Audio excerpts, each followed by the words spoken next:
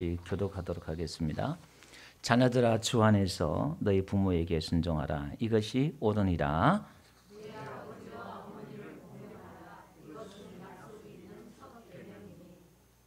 이로써 네가 잘되고 땅에서 장수하리라. 또 아비들아 너희 자녀를 노예케 하지 말고 오직 주의 교훈과 훈계로 양육하라. 아멘. 앞들 인사할까요? 잘 오셨습니다. 반갑습니다.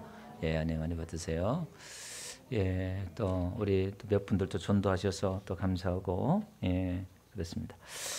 5월은 가정의 달이다 그러죠. 지난주 어린이 주일 이렇게 지키고 또 어버이 주일인데요.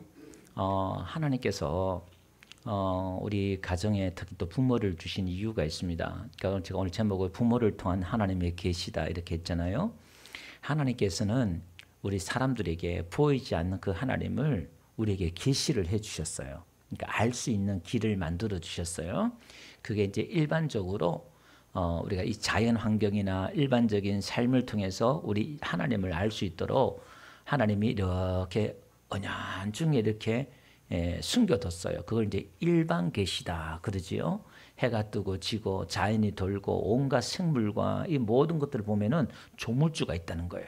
이게 우연히 있는 게 아니라 우연히 있을 수가 없다는 거예요. 그래서 여러분 우리 부활절 제가 말씀을 드렸습니다마는 하나님을 믿는 것보다 더 좋은 믿음이 뭐냐면은 이 세상에 저절로 생겼다고 믿는 사람들 있죠.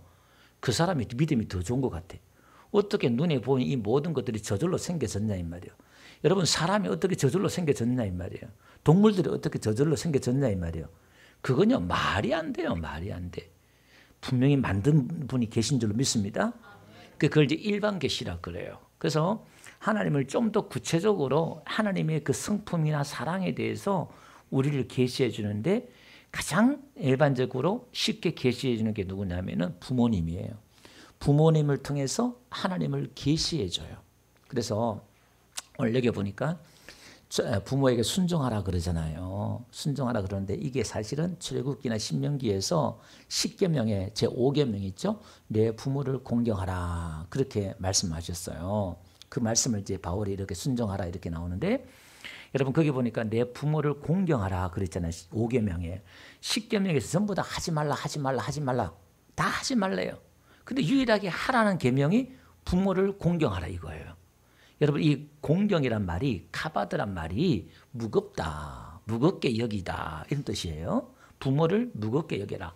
여러분 출애굽기에서 부모를 공경하라, 또 신명기에서도 부모를 공경하라 이렇게 말할 때는 어린아이에게 말한 게 아니라 중장년층에 말한 거예요. 중장년층에게 부모를 공경하라 이 말은 이제 70 넘고 우리시고 말하면 노인 대신 부모님들을 공경하라 이 말이에요. 아무 힘도 없고 기운도 없고 어떻게 보면 그렇잖아요. 근데 그분들을 무겁게 여겨라. 여러분 이제 세월이 세대가 지나고 하면은 세대 차이가 있고 하다 보니까 어머님의 가진 그 모든 지식들이 옛날에는 노인의 그 지혜와 지식이 아주 도움이 됐지만 요즘은요 워낙에 컴퓨터에 지식이 있고 그러니까 이제 나이가 들면요 다 무시당해요.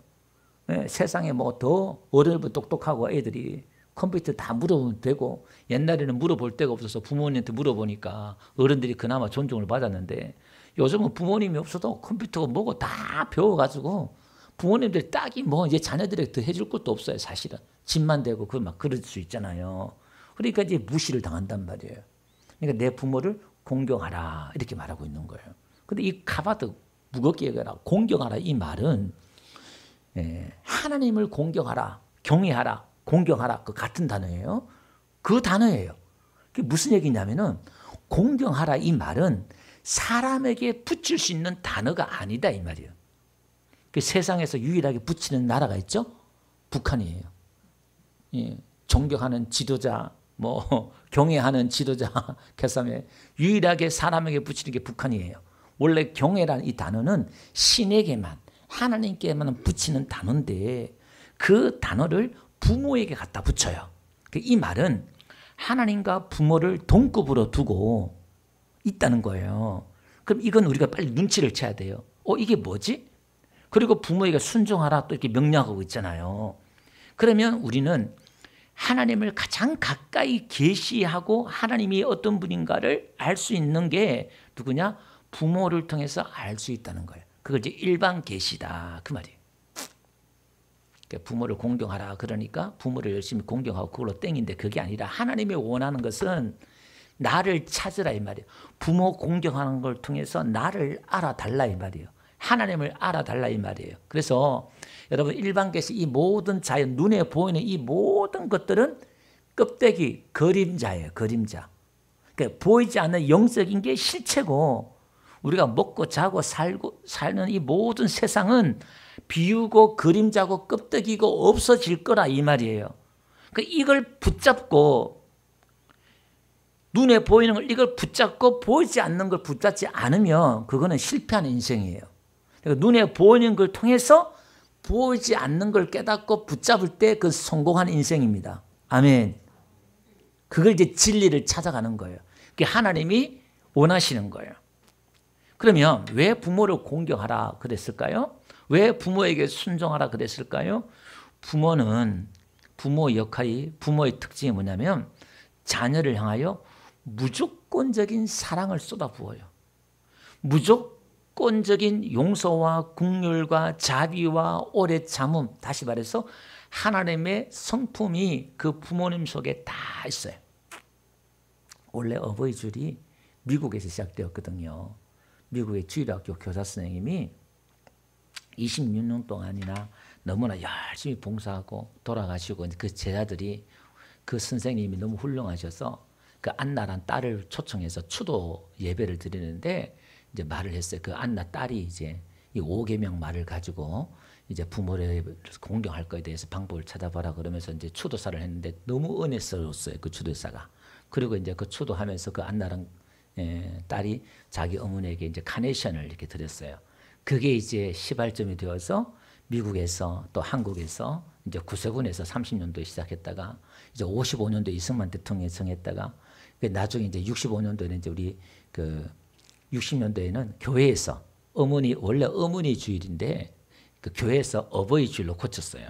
그 나중에 이제 70년대 들어와가지고 우리나라에 공식적으로 어머니 주일을 어버이날로 어머니날을 어버이날로 이렇게 바꿔서 이렇게 지켰거든요. 이렇게.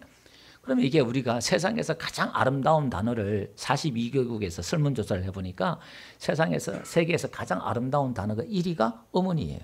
예. 그 다음에 뭐 열정, 뭐 이런 것, 뭐 또 뭐 사랑, 뭐 이런 게 순위가 들었어요. 아버지는 몇 위게요? 아버지는 70위도 안 들어갔어요. 우리 아버지는 회개해야 돼. 예수님께서 아버지께서 일하신 나도 일한다 그랬잖아요.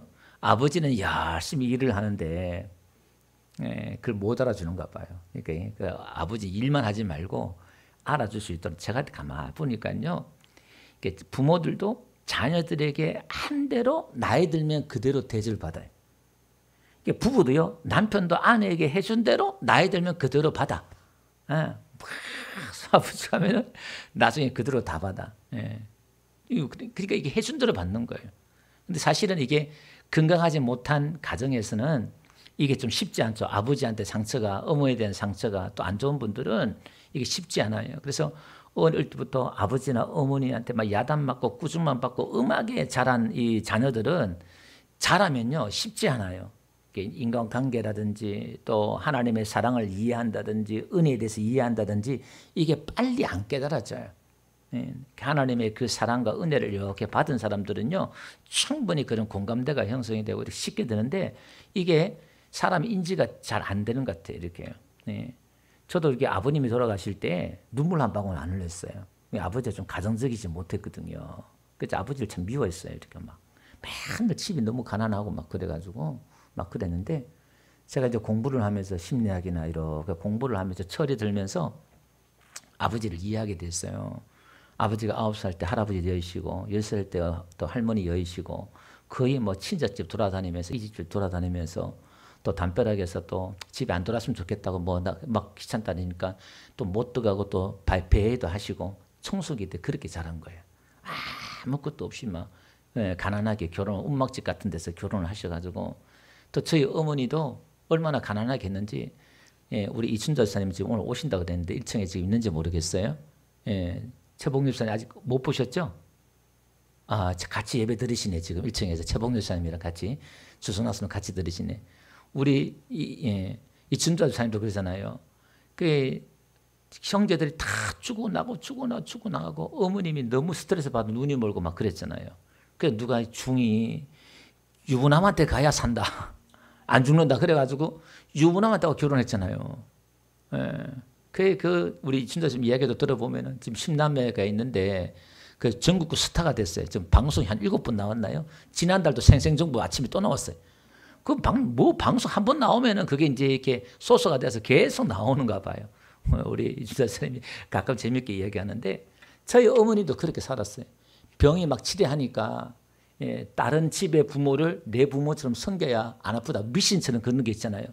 그 7살 때부터 그 16살까지 남의 집에 가서 산 거야. 살고 거들떼기 살고 뭐 제대로 대접받았겠어. 또 아프면 집에 왔다가 울산에서 부산에 가서 또 살고 그렇게 어렵게 양가 또 사신 거예요. 이렇게. 근데 제가 또 아버지에 대해서는 그 이제 제가 아버지를 이해하고 그 어릴 때 그렇게 자랐으니까 가정이라는 걸 모르는 거예요. 기본적인 그런 재산이 있는 것도 아니고 그러니까 제가 아버지가 이해가 되는 거예요. 그 나이가 들수록 아버지가 더 그립고 아버지가 이해가 되고 저 얼마나 그 힘들게 자랐을까 그게 있는 거예요. 그래서 어머니도 너무 집이 가난하니까 어머니 이제 교회 다니셔가지고 한 맺힌 게 뭐냐면은 믿음이 안 들어가는 이유가 뭐냐면은 교회 나오면 기도하는 게 오직 내 새끼 잘 되라고 그것만 기도하는 거야. 어머니 그래만 기도하지 말고 신앙에 대해서 믿음에 제가 한 초창기 때 제가 막 얘기했거든요. 그 어머니한테 상처인 거야. 너무 자녀들한테 해준 게 없으니까 막 그게 막 한인 거야. 한이 이게. 그 꽂혀가지고 막 다 가난하고 어렵게 자라다 보니까 이게. 그러니까 쉽게 믿음이 잘 안 자라는 거예요. 이게. 그러니까 우리가 어머니나 아버지에 대해서 이런 상처가 이런 힘든 사람이 있으면은 쉽지 않아요. 그 저 역시도 어릴 때 막 그런 좀 좋지 않는 가정이 자라다 보니까 제가 이렇게 공부를 하다 보니까 사람이 내 자기 본능 있잖아요. 어려운 환경에 막 한 번씩 뭐 떠들고 이렇게 하면은 나도 모르게 이걸 차단해버려요. 내 의식을 차단해버리고 나만의 세계에 빠져들어가요. 여기 난리치든 뭐 치든 간에 내가 그 영향받지 않기 위해서 내가 무의식 중에 제가 제 자신을 치료해보니까 그렇더라고. 보니까 정서적으로. 그러니까 그 대신에 뭐냐면은 이 교감하는 인지 능력이 떨어져요. 그러니까 이제 청년 때 은혜 받아가지고 그냥 교회 일만 막 열심히 하고 주를 위해 사명만 하다 보니까 가정에 대해서 아내에 대해서 잘 이렇게 이해하는 게 없어요. 성격은 그나마 제가 셋째라서 사랑을 그나마 많이 받아가지고 좀 좋은 편인데 이 교감하고 같이 느껴주고 이게 보통 남들은 다 그렇거든요. 근데 건강하지 못한 가정에서는 좀 그런 거예요. 그래서 제가 50이 넘어서 대구 사이버대학교 행정학과 제가 4년 공부했잖아요. 그게 또 보니까 과목이 인지 과목이 또 있어요. 또 그걸 공부하면서 인지 능력이 떨어지는 게 있어요. 근데 그건 내 상처나 아픔인 사람들은 이 공감대가 잘 안 돼요. 예. 그래서 이게 아버지는 돈만 벌어주면 되는 줄 아는데 그게 아니라 아내나 자녀들이나 공감을 할 줄 알아야 되는 거예요. 느끼고 이해하고 그런 부분들이 좀 있는 거예요. 그래서 아버지가 좀 인기가 좀 없는 이유가 그러지 않나 싶은 생각이 들어봐요. 그래서 어쨌든 간에 우리가 부모를 공경하라 순종하라 이 말은 우리가 부모에 대해 부모가 무한정 그런 헌신과 사랑을 쏟아붓잖아요. 누구처럼? 하나님처럼. 그래서 하나님을 아버지라 이렇게 표현을 하잖아요. 우리가 말씀을 한번 보면요. 봅시다. 요한복음 17장 6절 보니까 예수님께서 오셔서 우리에게 계시해 준 게 뭐냐면은 아버지 이름을 나타내었다 이렇게 나와요. 하나님이 아버지라는 거예요. 이게. 그래서 마태복음 11장에 가보니까요. 아들의 예수님의 소원대로 계시를 받는 자 외에는 아버지를 아는 자가 없다는 거예요. 그러니까 하나님을 누구로 아느냐? 아버지로 아는 거예요. 여러분 그 어떤 신도 그 신을 아버지로 이렇게 믿는 신이 없어요. 하나님을 아버지, 그러니까 우리는 하나님이 아버지다 그러면 이렇게 쉽게 와닿지가 않아요. 사랑으로 와닿지 않고 감동이 안 돼요. 왜? 우리가 그런 아버지를 본 적이 없으니까. 하나님 같은 아버지를 100에 하나, 1000에 하나, 만에 하나 뭐 경험이 있을 수 있겠지만 그한 무한한 사랑, 아버지 그러면 눈물이 흐르고 아버지 그러면 감동이 되고 그런 분이 있어요? 그럼 여러분 복 받은 분이에요. 그런 분은. 예. 근데 이제 성경은 그 아버지가 문제지 원래 아버지가 문제는 아니에요. 예. 근데 하나님을 아버지로 이렇게 계시해 준단 말이에요. 그래서 출애굽기 4장에 가보니까 뭐라고 말씀하시냐면은 이스라엘 백성들을 내 아들이라 그러잖아요. 이스라엘 백성들 내 아들이다 이렇게 말해요. 호세아 11장 1절을 보니까 내가 사랑하여 내 아들을 애굽에서 불러내었다. 그러니까 사랑해서 불러냈다는 거예요. 그러니까 오늘 하나님이 저와 여러분을 사랑하신 줄 믿습니다. 누가복음 15장에 20절 보니까 두 아들들은 아버지 비유 있잖아요. 그 둘째 아들이 허랑방탕하고 재산 다 까먹고 돌아올 때 그 아버지가 뛰어나가서 안아주는데 어떻게? 척은히 여겨. 그 척은히 여긴다는 말이 제가 자주 쓰는 단어 있잖아요. 스플랑클리니조마이라고 해서 창자가 끊어지는 그 애절한 그 궁핍함이에요. 그 신발도 못 신고 거지 같은 옷을 입고 돌아오는 그 둘째 아들, 나쁜 놈이지만 아버지가 뛰어나가서 그 새끼 보니까 막 내 눈에 피눈물 나는 거야. 막 고생했는 거 생각하니까 나가서 막 안아주는 거야. 그게 아버지라는 거예요. 우리 아버지는 그게 아니죠. 예. 우리가 아는 아버지는 때리고 야단치는 아버지인데요, 보통. 근데 하나님은 지금 그걸 그렇게 계시해 주는 거예요. 나를, 여러분들을 지금 보는 하나님의 눈이 이쁘게 순종하고 잘 살면 또 이쁜 놈은 이쁜 애들 하나님 복을 주고 막 이뻐주고 싶고 막 말씀대로 못 사잖아요. 그러면 하나님이 막 불쌍해져 죽는 거야. 그래서 요한복음 15장에 보니까 열매 맺지 않는 가지는 잘라버린다는데 그 잘라버리는 말이 헬라어 원어에는 잘라버린다는 게 아니라 아나데이라는 그 말이 들어 올린다는 거예요. 포도나무가 요즘은 다 들어 올려져 있지만 옛날에는 땅에 있잖아요. 그러면 그 잘라버린다. 번역을 어떻게 그렇게 했는지 몰라요. 그 단어가 원래는 이렇게 더 열매를 맺을 수 있도록 썩지 않도록 이렇게 들어 올려주는 거예요. 하나님 우리를 좀 들어갈 수 있도록 지원해 주시고 하나님 은혜 주시고 할렐루야. 오늘 이 예배 가운데서 지금 아버지가 여러분들 들고 계셔요. 은혜를 주신단 말이에요. 하나님 말씀도 살 수 있도록 하나님이 도와주시고 성령 역사해 주시고 할렐루야.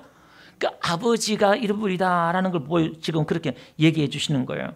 그래서 요한복음 로마서 볼게요. 8장 15절 보니까 무수하는 영을 우리에게 받지 않고 우리는 뭐예요? 양자의 영을 받았다 그래요. 그래서 하나님을 아빠 아버지라 부른다는 거예요. 이게 지금 히브리 개념, 유대 개념에는 이게 이해가 어떻게 감히 하나님을 무겁게 여기고 막 두렵게 여기고 막 이렇게 해야 되는데 어떻게 친근하게 내 아버지를 아빠 아버지라 이렇게 부르냐. 이해가 안 되는 거예요. 그 친밀함, 친근함, 사랑 이런 관계로 하나님을 지금 우리에게 계시해 준다 이 말이에요. 그러니까 아버지란 말은 생명을 준 거잖아요. 생명의 근원이에요. 내가 너를 낳았다 이 말이에요. 아멘. 그러니까 다른 거예요. 그 마음이 다른 거예요. 예. 자기 자신을 내어주는 거예요. 그거는 자기 생명이에요. 내 자식이. 그 너희가 악할지라도 자식에게 좋은 것을 줄 줄 알거든. 하물며 하늘에 계신 너희 천부께서 구하는 자에게 좋은 걸 주지 않겠느냐. 이걸 우리가 구하기 전에 무슨 믿음을 가져야 된다? 아, 이분은 내 아버지고 이분은 좋으신 분이고 이분은 사랑의 하나님이고 이분은 나를 사랑하는 분이구나. 아멘. 그러니까 어린아이, 건강한 어린아이는 뭐예요? 잘못할 때마다 나를 쫓아내고 잘못할 때마다 밥을 안 주는 어머니고 아버지 같으면 얘는 신경쇠약증 걸려가지고 나중에 정상적으로 못 자라요. 뭔가 좀 잘못해도 무슨 배짱인지 어머님의 사랑, 아버지의 그 사랑을 알아요. 지가 막 속을 썩이고 해도 등록비 주고 하는 건 다 알아. 어떻게. 그러니까 뭐 배짱이야 이게. 딴 사람한테는 눈치 보고 세상 직장 가서 그렇게 하라면 하겠어요? 눈치 보고 긴장하고 막 잘 보이려고 막 그러는데 이놈의 자식은 왼수 덩어리야. 집에 들어오면 왜 그렇게 속만 썩이고 그러잖아요. 그게 자식의 권세가 그거예요. 권세. 그래서 우리는 먼저 우리가 건강하게 믿음이 자라려고 그러면 이분이 내 아버지고 나를 사랑한다는 걸 믿어야 돼요. 그래야만 이분을 사랑할 수가 있어요. 그래야만 이분에게 가까이 갈 수가 있어요. 그래야만 이분을 우리가 순종하고 끝까지 갈 수 있단 말이에요. 아멘. 네. 그리고 아버지는 뭐죠? 부양해요. 공급해요. 책임진다 이 말이에요.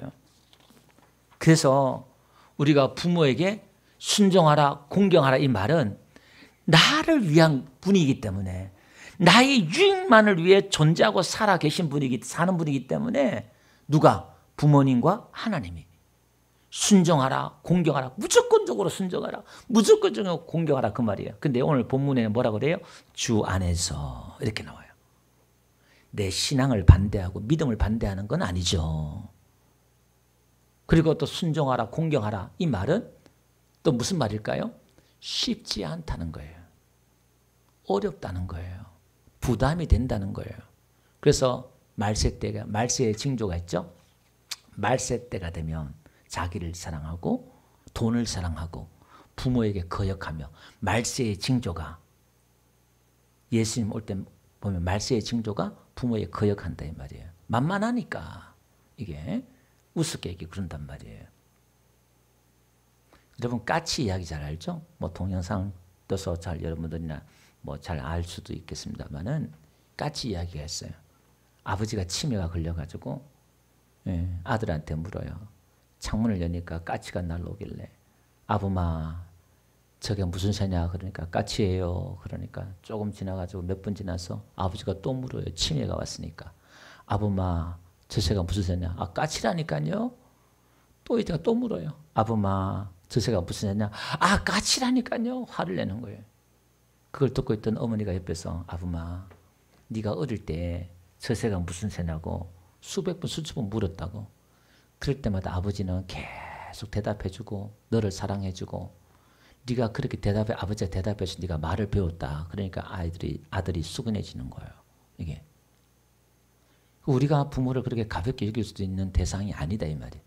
우리가 모르는, 그러니까 이 자식이 가장 어려운 게 뭐냐면 부모님의 은혜를 안다는 것, 깨닫는다는 것, 이게요 좀 어려운 것 같아. 나이가 우리가 부모 그잖아. 너도 네 같은 자식 낳아봐라 그러잖아요. 얼마나 속이 상하면은 우리가 나이가 들고 자식을 낳아보고 군대 갔다 오고 또 30대, 40대, 50대 나이 들수록 또 틀려요. 아 어머니 마음은 이 나이 때 이런 마음이었구나. 그죠? 우리가 커서 보니까 아이고 어머니도 어린 나이 때 이렇게 고생했네 내 나이 때 이런 생각도 들고 이제 철이 들잖아요. 그러니까 우리가 하나님의 사랑을, 하나님의 은혜를 늘 귀가 따갑도록 듣는데 예배 때마다 듣잖아요. 근데 그걸 내가 인지하고 깨닫는 거는 쉽지 않아요. 그거는. 그래서 계속 하나님 은혜에 대해서 사랑에 대해서 귀가 따갑도록 듣는데 그걸 깨달아야지. 아, 하나님 날 이렇게 사랑하네. 그걸 깨달을 때 내가 이런 죄인인데도 내가 이렇게 예수를 부인했는데도 예수를 부인했는데도 나를 찾아오시네. 나를 사랑하네. 그게 꼬꾸라지는 거예요. 그게 내가 죽도록 그게 이제 죽도록 충성하는 거예요. 그럼에도 불구하고 내 주제 파악이 나와 그 사랑과 그 은혜 비교해서 그러니까 우리가 그 은혜 안에 있는 사람은 뭘 봐요? 날마다 뭘 보냐면은 내 못난 모습, 내 죄악된 모습. 와, 여러분 살면 살수록 믿음이 자란다는 건 뭔지 아세요? 믿음이 자라면 자라고 성장한다는 말은 주제 파악하는 건데 그 주제 파악이 뭐냐면은 저와 여러분의 꼬라지가 얼마나 인간 쓰레기인가를 발견해 나가는 게 그게 신앙이에요. 그래서 신앙생활 하면서 여러분 착각하지 말아야 될 게 뭐냐면 믿음 자라다 보면요. 어떤 영적 침체에 빠진 사람이 있어요. 믿음이 떨어지는 사람이 있어요. 왜? 아이고 내가 집사가 권사가 내가 내 꼬라지가 이렇게 뭐냐. 이래서 막 좌절해버리고 이 신앙이 다운된 사람이 있어요. 그리고 막 해도 안 되니까 아유 막 그냥 자기를 포기하면서 그냥 신앙도 포기해버려. 이걸 잘 모르는 사람이에요. 여러분 이제 신앙이 세월이 가면 갈수록 여러분들이 깨달아지는 게 뭐냐면 여러분의 바닥을 보게 하실 거예요. 바닥이 느껴져요. 막 진짜 고개를 못 들어요. 와, 이 정도였나? 내가 이 정도였나? 여러분이 여러분 자신이 안다 그러죠. 어떻게 알아요? 여러분들이 실수한 거, 죄 지은 거, 또 죄 짓고 있는 걸 통해서 그거 알아요. 그 정도가 아니라 저와 여러분이 얼마나 쓰레기고 만물보다 심히 부패한 것이 사람 마음이다 그랬잖아요. 저 강도나 흉악범이나 세상에 떠드는 놈이나 나랑 똑같네. 차이가 없네. 그거 발견할 때까지 아직 멀었어요. 하나님 은혜 사랑 안다 말하지 마세요. 그리고 그 사랑과 은혜를 발견한 사람은요. 누구 미워하고 사랑하고 누구 어떡고 이런 말 없어요. 입이요 닫아져요. 누가 잘하든 못하든 그거 중요하지 않아. 남들이 뭐 나를 지고 어떻게 저럴 수 있어? 아직 멀었어요. 그 사람도 멀었어요. 그렇지 뭐 사람이 그렇지 뭐. 복음이라는 게 인간이라는 게 이거 발견할 때까지 내가 그런 존재라는 걸 발견할 때까지 아직 먼 거예요. 그 안에서는 뭐밖에 없느냐? 용서밖에 없어요. 사랑밖에 없어요. 그런 쓰레기를 나를 끄집어내어서 이미 판결받은 지옥 죽었던 나를 끄집어 다시 살려줬잖아요. 뭔 말을 해요. 기회가 없던 저와 여러분들을 살려주셨는데 이런 죄인을 살려주시는데 여기는 뭐밖에 없어요? 은혜밖에 없고 사랑밖에 없고 감사밖에 없고 없는 거예요. 그게 신앙생활이라는 거예요. 그래서 우리가 신앙생활을요. 여기 보니까 우리가 사실 6장 앞에 5장이 술 취하지 말고 성령 충만 받으라. 아내는 남편에게 복종하고 남편은 아내를 레몬같이 사랑하라. 자녀들은 부모에게 순종하고 부모는 자녀를 노엽게 하지 말라. 이 말씀이 가정에 대한 말씀 쭉 있어요. 이게. 그러면 이 가정이라는 게 부모를 통해서 하나님이 계시해주고 부모의 사명이 뭐냐면 이 부모는 그 가정에 하나님의 나라를 이루어야 돼요. 무엇으로? 하나님의 성품으로 하나님의 사랑으로 뭘요? 하나님의 자비와 긍휼과 훈계도 있죠. 훈계와 하나님의 가까이 있는 사람은 말로 가르치고 말로 교육하는 게 아니에요. 행동으로 가르치고 행동을 하는 거예요. 이게. 그래서 그 가정에 하나님의 나라를 이루어야 되는데 그래서 그게 성령 충만하지 않고는 내 정신으로 안 된다는 거예요. 그리고 여러분 교회 생활을 할 때도요. 요즘 우리 한국 교회가 많이 부흥했잖아요. 많이 부흥하고 그게 이제 때가 있는 것 같기도 한데요. 무슨 얘기냐면 우리의 에너지를 신앙생활의 에너지를 전부 다 교회에다가 헌신을 다 해버려요. 그러니까 여러분 저도 목사지만 양심을 고백하면요. 목사가 교회 부흥을 시키는 게 하나님 나라를 확장시킨다 이렇게 말을 하잖아요. 근데 여기 참 조심해야 돼요. 여기에 내 목회, 내 야망 들어갈 수 있어요. 이게 물론 우리가 하나님의 나라를 확장되고 부흥하고 이렇게 해야 되겠지만은 그래서 뭐 하느냐? 여러분들에게 많은 헌신과 이걸 요구할 수 있어요. 물론 그렇게 해서 우리가 유익이 되고 훈련이 되고 교회도 훈련하는 거니까 봉사하고 훈련하잖아요. 틀린 건 아니에요. 근데 문제는 어디서 발생하느냐? 제가 우리 뒤에 우리 교회 신앙의 목회의 철학도 얘기했지만 신앙은 영성은 균형이라는 거예요. 균형. 무슨 얘기냐면 교회에다가 내 에너지를 다 쏟아버려. 주일날 오고 봉사하고 헌신하고 막 기도하고 열심히 하긴 하는데 그 에너지를 다 쏟아부으니까 집에 가면 지쳐버려요. 번아웃 돼버려요. 에너지가 고갈돼 버려요. 그러면 거기서 어떻게 해요? 좋은 소리가 안 나와요. 목회자도 그렇고 교회 중직도도 마찬가지고 그럴 수 있어요. 그러면 그 아이들이 병들어요. 가자. 그러니까 교회는 물론 성경에 죽도록 충성하라고 그랬잖아요. 그게. 근데 이게 에너지를 잘 분산해서 교회만 하지 말고 여러분 우리가 성경에는요. 세상의 빛이 되라 그랬지 교회의 빛이 되라 그렇게 말하지 않았어요. 무슨 얘기냐면은 교회 와서는 할렐루야 그러고 막 열심히 봉사하고 막 그러는데 사랑하고 하는 것 같은데 그러니까 교회는 밝아. 빛이 너무 밝아. 눈이 부셔. 근데 나가면은 세상은 너무 어두워. 그게. 집에 가면 너무 어두워. 그러니까 여러분들이 지금 교회에 나와서 하는 게 뭐냐면 지난주 신명기 우리가 12장 강의했잖아요. 하나님이 이제 가나안 땅에 들어가면 택하신 곳에서 먹고 즐거워하라 그랬잖아요. 하나님의 집에서 먹고 즐거워하는 거예요. 그게 뭐죠? 힘을 얻는 거예요. 여러분 오늘 교회에 나와서 힘을 얻어가지고 이제 어디 가야 돼? 가정으로 가야 되고 세상으로 가야 되는 거예요. 뭐 해야 돼요? 거기서 이제 하나님의 나라를 이루어야 돼요. 오늘 말씀을 통해서 은혜를 받아가지고 이제 가정에서 전쟁터 같은 가정에서 남편이나 자녀에서 관계 속에서 내가 하나님의 성품을 하나님의 사랑을 보여줘야 되고 나타내야 된다는 거예요. 거기는 무한한 인내와 오래 참음과 자비와 긍휼과 용서와 이런 성품들을 통해서만이 하나님의 나라를 이룰 수 있다는 거예요. 그래서 결론적으로 무엇으로? 사랑으로 하나님의 나라를 보여줄 수 있는 거예요. 기뻐하는 것으로 즐거워하는 것으로. 근데 그걸 똑같이 직장에서도 세상에서도 어떻게 해요? 여러분 가서 그들에 대해서 세상의 논리와 다르게 안아주고 받아주고 편견하고 비판하고 그게 아니라 그걸 통해서 하나님의 사랑을 보여주는 거예요. 하나님이 이렇다는 걸, 기독교가 이렇다는 걸 보여주는 거예요. 그게 이제 성령 충만인 거예요. 그래서 그게 가장 쉽게 이루어질 수 있는 게 그나마 가정이에요. 딱히 뭐 이렇게 하나님이 사랑하라, 자녀를 사랑하라는 말은 없잖아요. 누구나 다 하는 거니까. 그러니까 마지막 이제 부모 공경을 통해서 하나님의 나라를 가정에서 이제 그걸 보여주는 거예요. 교회 안에서 하는 건 뭐 당연한 거고, 우리가 서로 사랑하고 하는 것은 당연한 거고. 그래서 우리가 부모를 그렇게 공경하고 사랑해야 한다라는 말씀이에요. 그러면서 여기서 하나님이 뭐라고 말씀하시냐면은 약속이 있어요. 여기 보니까 약속이 있는 첫 계명이니 그렇게 말씀하고 있잖아요. 보면 약속이 있는 첫 계명이란 말은 사람에 대한 계명, 첫 계명이 5계명부터 사람에 대한 계명이잖아요. 약속이 있단 말은 이거 지키면은 하나님이 복을 준대요.